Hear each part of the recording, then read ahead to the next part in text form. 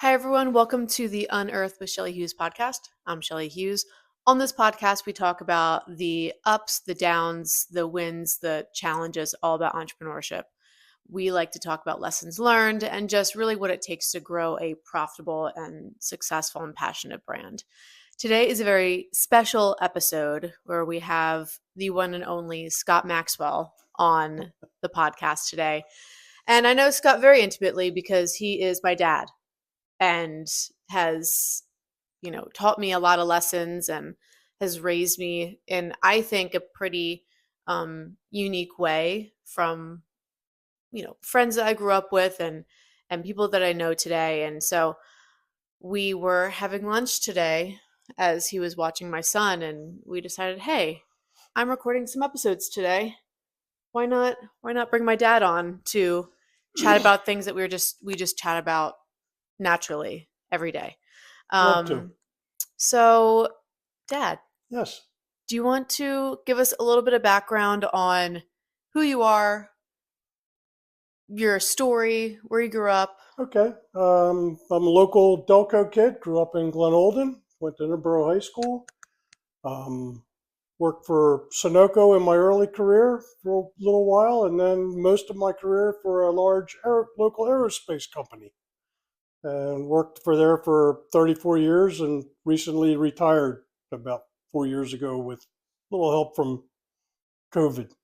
I So know with some people, COVID definitely helped, and others not very, so much. very few people did it Very, help. we talk a lot about money, and we have probably for the good last, you know, I would say last 5 years, maybe even almost 10 years. We talk a little bit more in depth about money than we really ever have. Well, we've always had conversations. You drop the little nuggets of information every once in a while along the line, and some of it sticks. You never Well, know. what was your experience with money kind of as kind of maybe even your younger years and into your kind of young adult life? Well, when you're younger, when I was younger, a tidbit today is my 68th birthday. So when I was younger, that was quite a while ago. Money was tight, right? Things you didn't earn a whole lot, so you were living as best you could from week to week, paycheck to paycheck. But um, I was lucky enough to marry a wonderful woman that was financially compatible. And we both knew that we needed to build for retirement and save our nest egg as best we could, as best we knew how. So it was number one lesson is live within your means, right? At the end of the month, you want to have a little bit left over to put in your retirement. Preferably at the beginning of the month, you put it in the retirement and then live off the rest of it. Right. And so you kind of had this, how did you learn about money? Pretty much the same way everybody else did. You just you started get a job as a teenager, and all of a sudden, as a teenager, you got more money than you ever had in your life, and you start spending it, and you make mistakes along the way. You buy too much, and pretty soon the money's all gone. So you learn that that's not the way to build wealth. So your parents weren't, you would say, very um, incredibly financially advanced in their lives. Um, they both did well, but they were both 9 to 5 workers. My mom was a nurse, and my father was a technician that worked down at the Philadelphia Navy Yard. And they had regular jobs, I guess. And so we were never wanting for anything, but never really had a lot of discussion as a kid about finance. So it was just pay your bills and get a job, and things things should work out. That's probably how 98% of Americans grow up in the world or in America is you learn finances from your parents. What do they do? How do they live? You know, how do they spend their money? You've got to learn not to spend your money on things that don't return value to you. Now, not everything that you buy is, um, an income stream, but it returns value. If you get a car, you buy a car because that has value to you to get you back and forth to work, to get you to the grocery. But you don't want to buy, an F-250 if a F-150 will do. That's You're spending way too much money for the same return value, right? So you have to learn to live within your means. So that was kind of your theme in your young adult life. I know, you learned very quickly about, 401ks at work, and back then you had a pension, but when do you think was that tipping point where you really kind of rethought your perspective on wealth and wealth management and wealth growth? Well, right, early in my career, there was, investment opportunities were pretty slim. You could put money in a bank and get 0.5% interest, or a CD and get 2% interest. But the only way to invest in, like, the stock market was through employee stock ownership plans, or 401k. Right? You're at an employer, and you just, every week, every paycheck, you put a little bit of money into a 401k. And over the years, that builds up, and that becomes a big part of your retirement wealth. But it wasn't until about 7 years ago that, through advances in technology, um, stock trading became more available to more people, because as stock technology, computer trading, drove down the price of the transaction, all of a sudden, brokerages started popping up, like Robinhood and others, where the transaction cost was free. Instead of having to buy 100 shares of Disney to cover your brokerage fee, you could buy one share of Disney. It didn't cost you anything. So that was really the tipping point of how you planned your financial life. And I owe that to this young lady. She was a trendsetter in the technology, right? And I was looking at her one day and said, "What's that on your phone?" She said, "Oh, that's a Robinhood account." I said, "Tell me about it." And she said, "Free trades." Well, that's a good price for me. So I made myself a Robinhood account. That was in 2017. So I was 58 years old when I started truly investing. And if I was 18 when I was able to do that, that would have been much better. So, um, I nothing like learning the stock market by putting your own money in a portfolio account. That's when you learn how to work the stock market. But what I also did was gave a little bit of seed money to Shelly and my son to start their own portfolios at a young age, and just keep at it. Just keep putting money into it.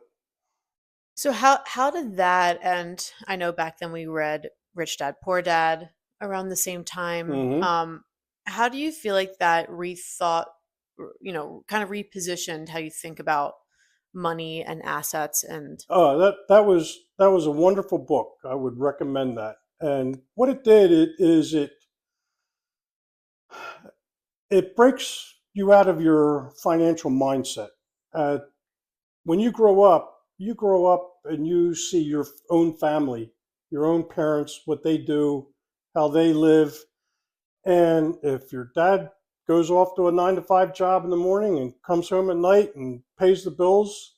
That's what you absorb as a kid to emulate, right? But if you grow up in a entrepreneurial family where your dad is going to, a bakery or a restaurant every night, those kids wind up helping in the restaurant or helping whatever the family business is, and that's what they learn. They learn an entrepreneurial way of living that is different than most kids whose parents are employees.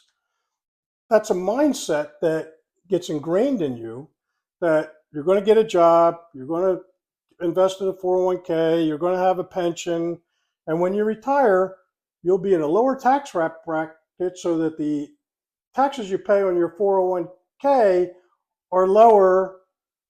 Wait a minute, that doesn't sound good, does it?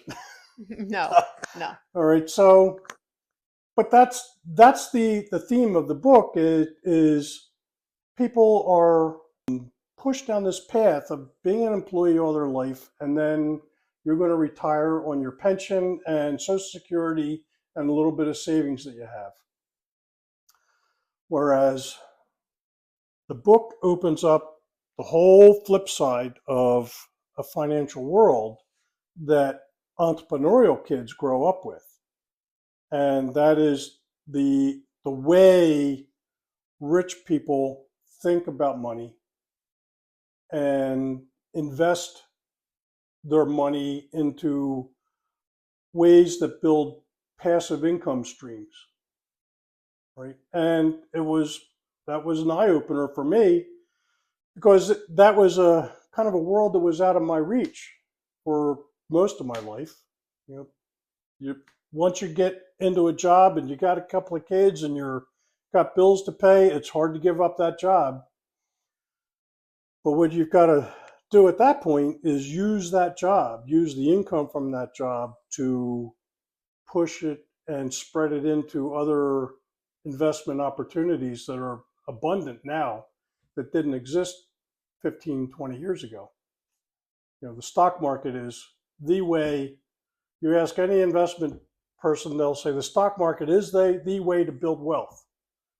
Unless you inherit it, the only way to build it is a little bit at a time, every paycheck, and let it go. Because look at the stock market over the last month, the last year, the last 10 years, the last 50 years, it just goes like this.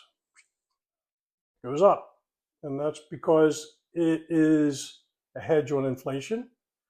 Inflation, you see inflation as prices going up. Well, where's that money go when you pay higher prices?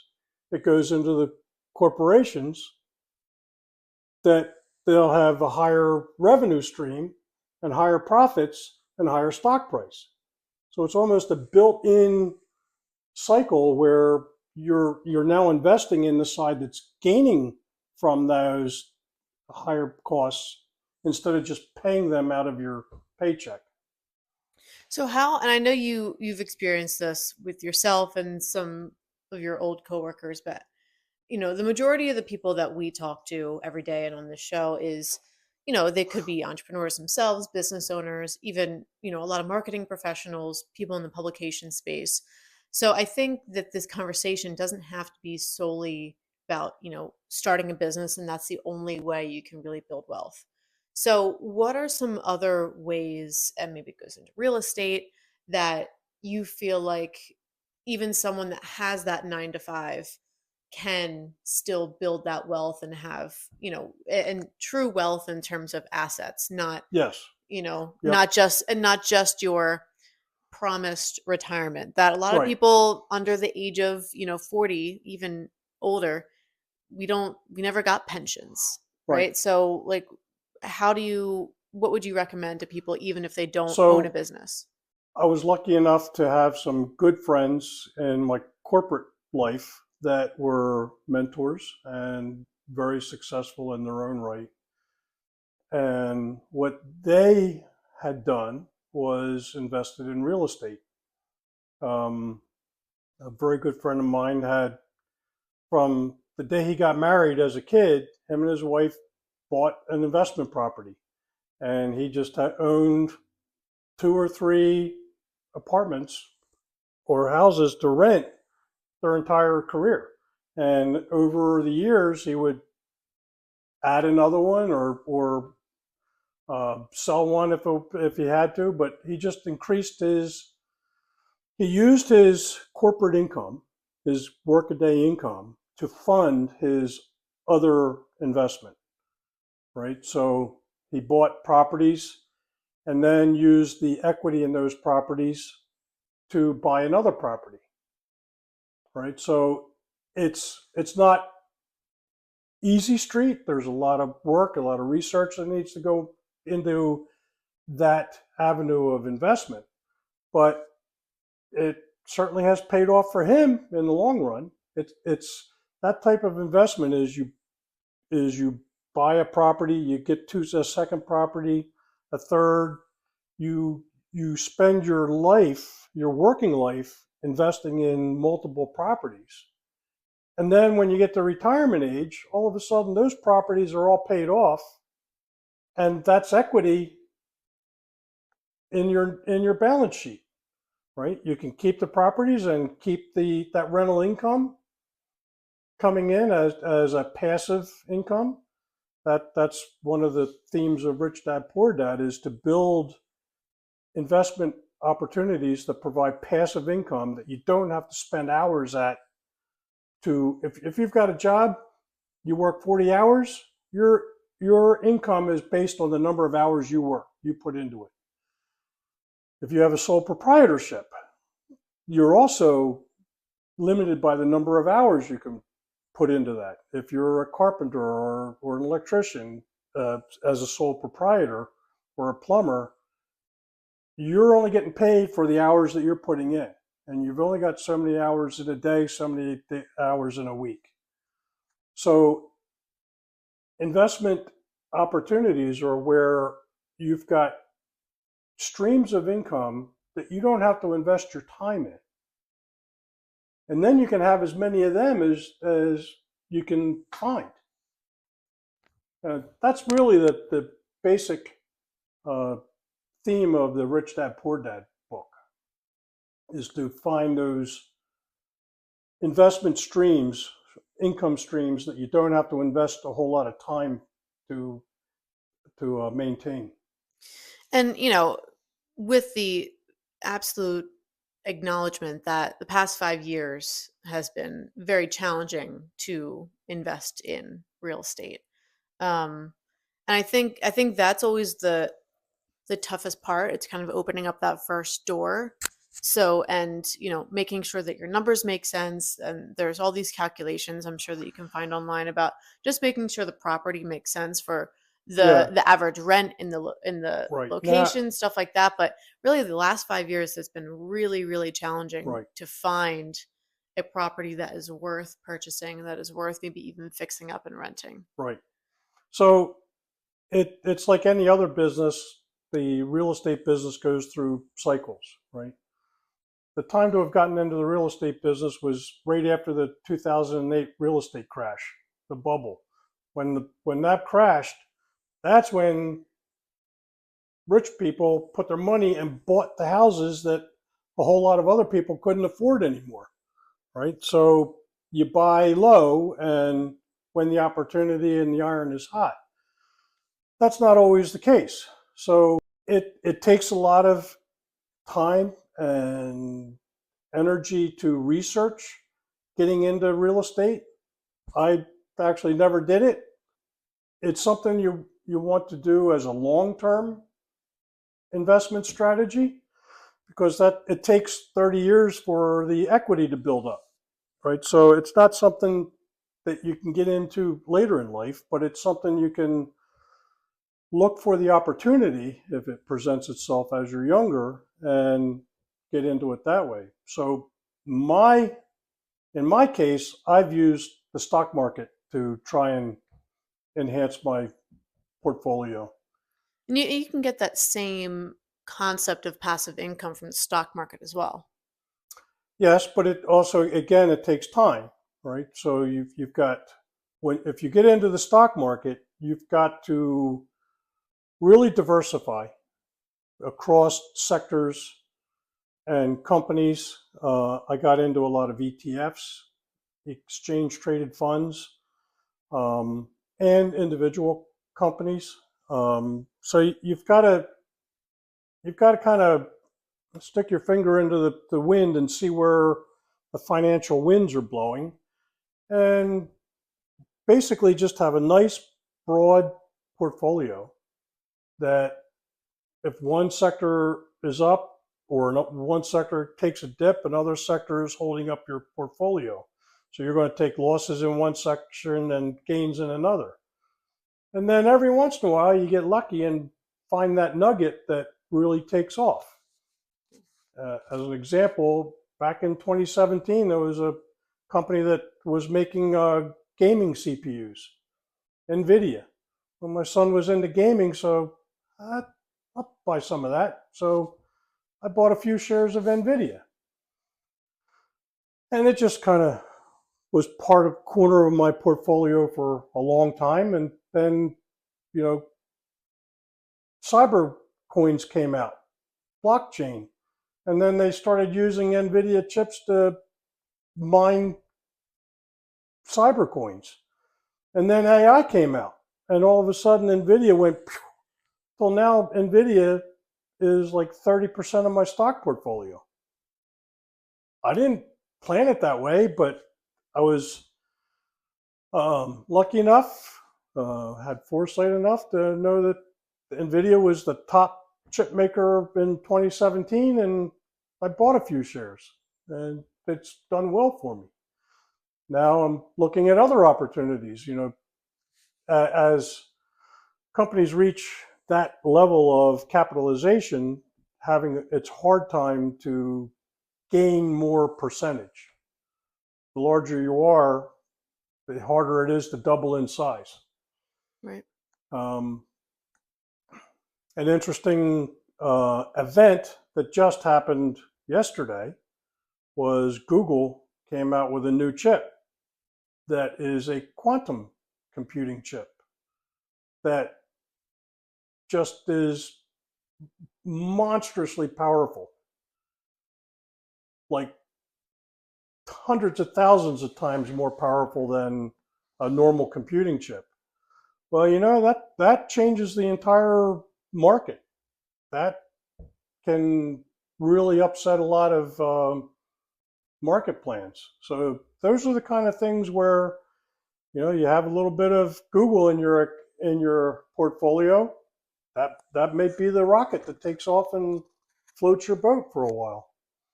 You know, so a broad, you want to, if you get into the stock market, you want a broad portfolio that will, you know, level out the waves of the market, and you just keep investing in it.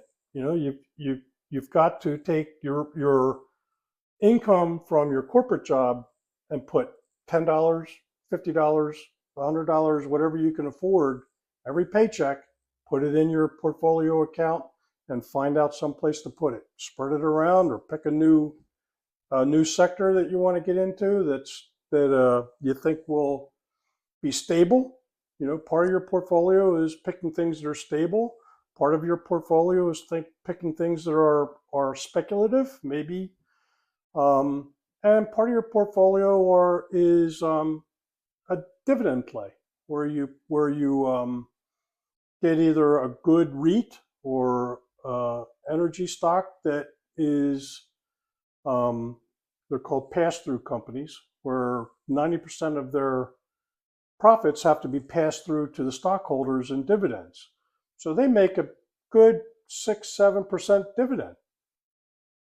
That's not bad. That's better than what you'll get in any bank. Right. And that's what you said before is, you know, where I think we were talking about this before we recorded is, you know, the goal is when you retire is not just to have that 401k, not just to have, you know, if you did get that pension, if you're lucky enough to get that pension, but have other passive streams of income, whether it's, you Right. know, real Right. estate or, you know, the dividends that right now you might just be putting back in and buying more of those, more of those Right. shares, but Right. that's really the goal at the end because, especially people, millennials and younger, we might not be able to fully, actually, I can almost guarantee that we can't fully depend on our 401k to get us to retirement and beyond if we didn't start Right. very early on, Right. you know? One is start investing the day you start working. The day you get a paycheck, that's when you should be investing, if not before. As a kid, take your Christmas money and put 30% of that Christmas money away into a sock drawer somewhere, right? Um, Learn to invest. Um, Take pride in that portfolio, even if it's just piggy bank. How much do you have? Keep track of it. Keep it in mind that that's what you're building, and then it snowballs, right? And the younger you start, uh, the the better you'll be at the end. You don't want to start investing for retirement when you're 50. You want to start investing for retirement when you're 15. Right. And I think maybe this is just going to be a part two of this conversation is how to talk to your kids about wealth. I mean, I'm very passionate about it. I'm very passionate about not just my kids, but talking to my employees and my contractors, Hmm. some of the younger guys on my team, and how do they talk about wealth? I So, hope I hope a lot of our conversations are what kind of gave you that passion. well, we'll make that a part two of this chat. But Okay. um, anything else you'd like to add on the front of just thinking about money, thinking about maybe it's a mindset shift, just about wealth and money? Well, yeah, just don't think about saving by of thinking of a bank account. A bank account is just a means to transfer wealth, transfer your money around. Usually transferring it out the door to pay bills, right? Um, think of other investment tools, stock markets, and real estate, things like that, to be stores of wealth. Yeah. So Short term, long term, and long term, everything think in think between. long term for everything, Yeah. right? Don't it's like one of the mistakes I made was when I had a small portfolio of corporate stock that I had gotten, was you get this dividend check in the mail every quarter. Oh, okay, it's $200 or $300, and you put it in the bank and it's gone. Never take a dividend check. There's a thing called DRIP, Dividend Reinvestment Program, and that's where the dividend check that they give you gets reinvested to buy more of the shares that the dividend came from. That's your compounding, right? If you have a dividend play stock, drip all of your dividends back into whatever stock gave them to you, and that's what builds your account over time. And as you're young, it builds slow, but as you get closer and closer to retirement, it goes up. Yeah. Right? And if you have, you know, 10,000 shares of one of these companies that pays a 7% dividend, you build up a 10,000 share portfolio over your life. That's a pretty substantial dividend check once a quarter.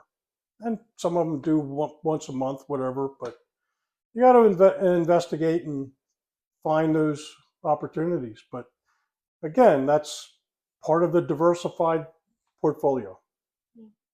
So I want to make a disclaimer that none of this is true financial advice. Nope. If you are interested in getting financial advice like this, please find a certified financial planner.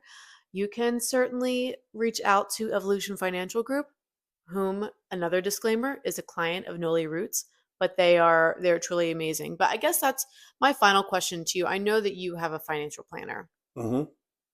um, as do I. You've obviously been working with your financial planner much longer than I have. So tell me, what is kind of the real benefit of hiring, a certified financial advisor? and what that's kind of done for your portfolio and just how you think about savings based on your goals. Well, we got our financial planner when my wife retired early in her career, and she rolled over her pension fund into an IRA and invested with a company. And we got to know the investment planner for that IRA, and we've been with him ever since. But essentially, he gives you an IRA has much broader investment opportunities than a normal vanilla 401k. The 401k has, buckets that you can put your money in, but you don't have discrete control over it, and you're limited to whatever they offer.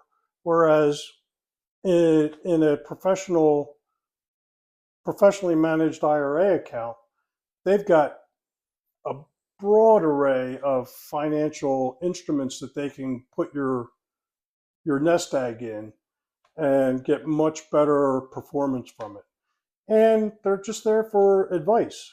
You can drop them an email and say, "Yeah, I'm thinking of this company. What do you think? And should I get into some of these cyber coins?" And they give you solid advice, right? They're professionals at finance. Mm-hmm. We're amateurs, rank amateurs. But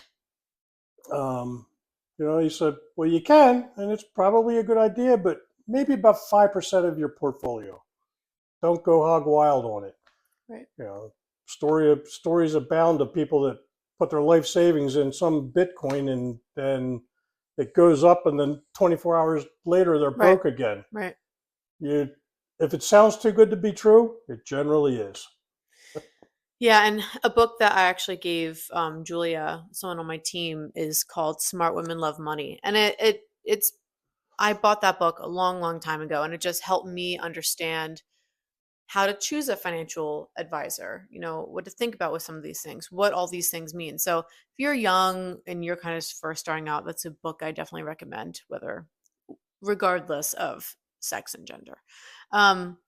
Well, thanks, Dad. Well, you're welcome. I think we're going to have a part 2 of this. I enjoyed the discussion. If you like this chat, please rate and review. That would really is the main way to help get these conversations out to the people that really need it. And if you'd like to be interviewed, I would love to hear about your story and what you do. And if you're a business owner or not, I just love having conversations with really interesting people that are doing really interesting things. So don't forget to reach out if that's something that you're interested in, but I appreciate your time.